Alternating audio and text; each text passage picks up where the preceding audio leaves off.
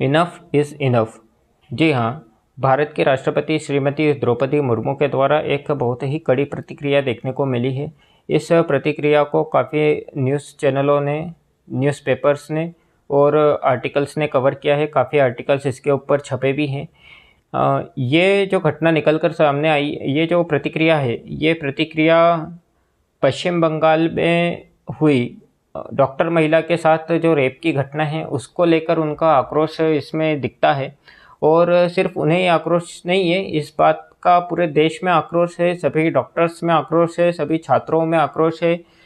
कितने पक्ष विपक्ष के नेता हैं, जो पॉलिटिकल्स पार्टी हैं, सभी में इस बात को लेकर आक्रोश हैं।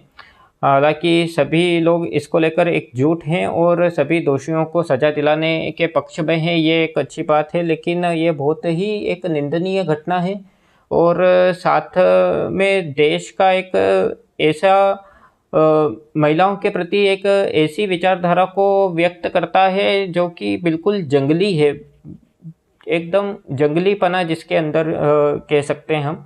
क्योंकि एक तरफ तो हम कहते हैं कि बेटी पढ़ाओ बेटी बचाओ, लेकिन बेटी पढ़ी जिसने नीट की एग्ज़ाम क्लियर किया, इतना 12-12 घंटे 14-14 घंटे उसने पढ़ाई की होगी, तब जाके उसको कॉलेज में एडमिशन मिला, एक डॉक्टर की सीट हासिल की, डॉक्टर के पद पर नियुक्त हुई और उसके बाद में उसका जो अंजाम उसको देखने को मिला, ये बहुत ही निंदनीय है। तो ये तो देश के अंदर जो एक जंगलीपना सा चल पड़ा है कुछ सालों में, ये बहुत ही हम लोगों को इतना विचलित कर देता है अंदर से कि अभी इसके बारे में तो जितना ज़्यादा निंदा की जाए या जितना ज़्यादा इस पर आक्रोश अपना व्यक्त किया जाए वो बहुत ही कम है।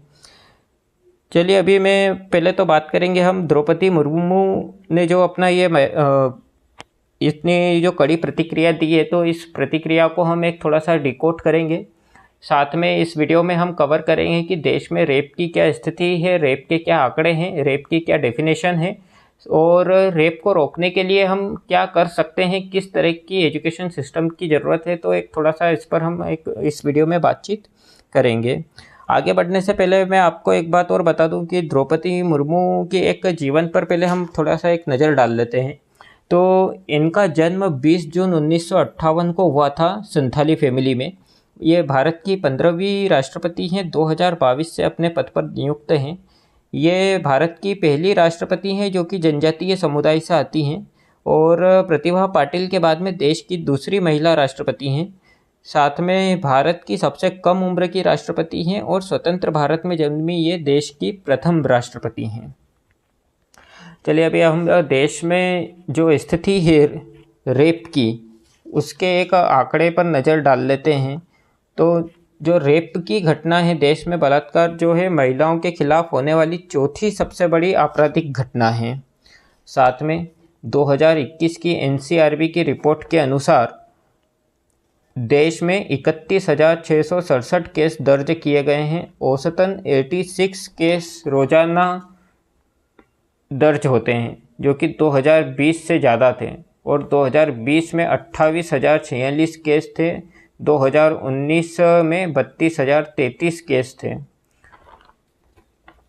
अगला देखेंगे आप तो 31,667 में से 28,147 यानी 89% बलात्कार जो हुए हैं वो ऐसे लोगों ने किए हैं जो कि विक्टिम को पहले से जानते हैं। उस महिला के कोई परिवार के हो सकते हैं, दोस्त हो सकते हैं, जान पहचान वाले हो सकते हैं।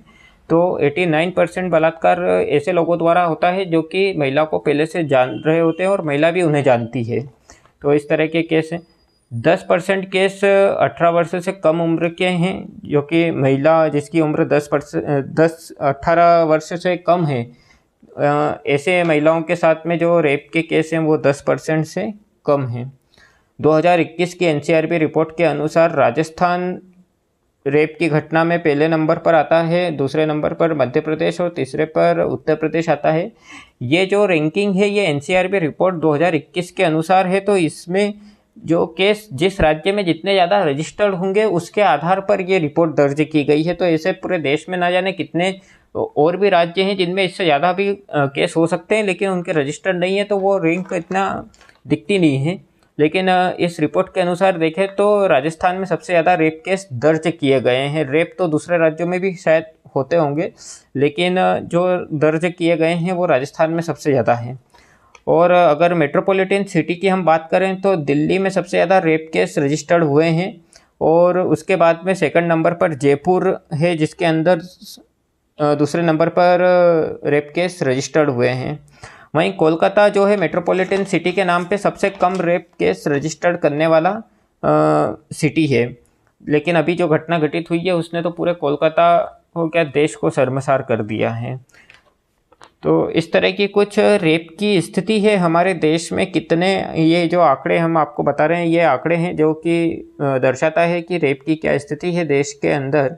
ये सब रजिस्टर्ड केस हैं। इसके अलावा ऐसे कितने ही केस हैं जो कि अनरजिस्टर्ड हैं, जहाँ पर कई बार पुलिस के द्वारा रजिस्टर नहीं किया जाता है। कई बाहुबली लोग जो कि पॉलिटिकल पावर लेकर बैठे हैं वो रजिस्टर नहीं होने देते हैं।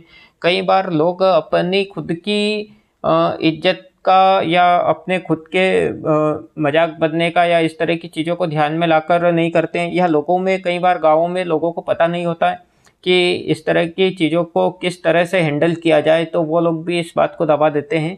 तो ये घटना, जितने हमको ये आंकड़े दिख रहे हैं, इससे आप इसको कई गुना ज़्यादा समझें, क्योंकि ये तो रजिस्टर्ड हैं इसलिए इतने हैं, इससे कई गुना ज़्यादा ही हैं। अब देखते हैं हम, अगली आप स्लाइड देखेंगे तो rape definition in India penal code. Penal code IPC के द्वारा एक रेप की डेफिनेशन दी गई है, जिसके अंदर 2013 में जो एक निर्भया कांड जब हुआ था, दिल्ली की जो रेप केस था, उसके बाद में इसके अंदर एक नया हम कह सकते हैं कि एक रिफॉर्म आया था इस एक्ट में। तो पहले रेप की डेफिनेशन अलग थी, उसके अंदर एक सिंपल सा ये था कि, मैं आपको थोड़ा बता देता हूँ, यहाँ पर है नहीं वो मेंशन, मैं आपको इस बारे में थोड़ा बता देता हूँ कि उसमें 2013 के पहले जो रेप की डेफिनेशन थी उसके अंदर एक संभोग, जिस तरह से एक सेक्सुअल रिलेशन, इंटरकोर्स जो है उसको रेप माना गया था। उसके अलावा उसमें ज़्यादा कुछ था नहीं। लड़की की मर्जी के बिना उसके साथ में किया गया सेक्स ही रेप के अंदर, रेप की श्रेणी में आता था। लेकिन अभी 2013 के बाद में इसको काफ़ी वास्ट कर दिया गया है और वही यही अब लागू होता है। तो इसमें मैं आपको थोड़ा सा बताता हूँ कि 375 में विस्तृत रेप की डेफिनेशन दी गई है, जिसके अंदर आप अपनी स्क्रीन पर पूरा इसको देख सकते हैं। इसमें पुरुष द्वारा अपने लिंग या कोई भी भारी ऑब्जेक्ट या अपने किसी भी शरीर के अंग द्वारा ऐसा कृत्य करना जो कि सेक्स की क्रिया में उपयोग में होता है, और महिला के किसी भी प्राइवेट पार्ट को छूता है किसी भी तरह से, या किसी अन्य को इस काम को करने के लिए कहता है, तो वह रेप की परिभाषा के अंतर्गत आएगा। ये एक संक्षिप्त में रेप की, ये मैंने आपको थोड़ा सा बताया है। आप स्क्रीन को पॉज करके देख सकते हैं पूरी तरह से, इसके अंदर वर्ड टू वर्ड पूरी बताई गई है। और इस परिभाषा को, इस पूरी रेप की डेफिनेशन के लिए कुछ पैमाने तय किए गए हैं। तो पहला है जैसे कि महिला की मर्जी के बिना किया गया सेक्स, महिला की सहमति के बिना किया गया, या महिला की जान जाने के डर से या उसको धमकाकर उससे हामी भरवाना, और शादी का झांसा देकर रिलेशन बनाना, कोई नशीली दवाई बेहोशी में या कोई ऐसी चीज़ जो कि उसकी मानसिक स्थिति को कमज़ोर करे और महिला उसमें हामी भर दे, तो उसको भी रेप की श्रेणी में रखा गया है। 18 से कम उम्र की महिला के साथ उसकी मर्जी या विरोध दोनों ही बातों में रेप माना जाएगा। और जब वह विरोध जताने की स्थिति में ना हो, ऐसी स्थिति जब वह विरोध जताने की स्थिति में नहीं है, लेकिन उसकी मर्जी के बिना उसके साथ में रिलेशन बनाने की कोशिश की जा रही है, तो वह भी रेप की डेफिनेशन के अंतर्गत आएगा। साथ में अगला हम देखते हैं, तो इसमें एक एक्सप्लेनेशन भी है, मैं आपको एक्सप्लेनेशन बता देता हूँ। अगर कोई मेडिकल टेस्ट की वजह से किसी तरह का पेनिट्रेशन होता है तो रेप नहीं माना जाएगा। ऐसी चीज़ जो कि ऐसी चीज़ जो कि एक मेडिकल प्रोसीजर को कंप्लीट करती है गायनोकोलॉजिस्ट के पास में या किसी ऐसी और किसी तरह से, तो वह रेप की डेफिनेशन के अंतर्गत नहीं आएगा। साथ में सेक्सुअल इंटरकोर्स पत्नी के साथ जबकि वाइफ 15 साल से कम उम्र की ना हो तो बलात्कार नहीं माना जाएगा। अगर आप वाइफ की एज 15 साल से कम है, शादीशुदा है और 15 साल से कम है तो वो रेप है, लेकिन 15 साल से ऊपर की एज है और वो अगर वाइफ है तो उसके अंतर्गत उसके साथ में रिलेशन को रेप नहीं माना जाएगा। तो 2013 के संशोधन कहता है कि हस्बैंड एंड वाइफ साथ में रह रहे हैं तो सेक्सुअल रिलेशन को रेप नहीं माना जाएगा, जबकि दोनों सेपरेट रह रहे हैं तो रेप माना जाएगा। इसमें 2 साल तक की सज़ा का प्रावधान भी है। और अभी आप अगली स्लाइड पर देख सकते हैं कि रेप के जो स्टैटिस्टिक्स हैं, रेप के जो आंकड़े निकल कर सामने आते हैं वो क्या है। तो 2019 में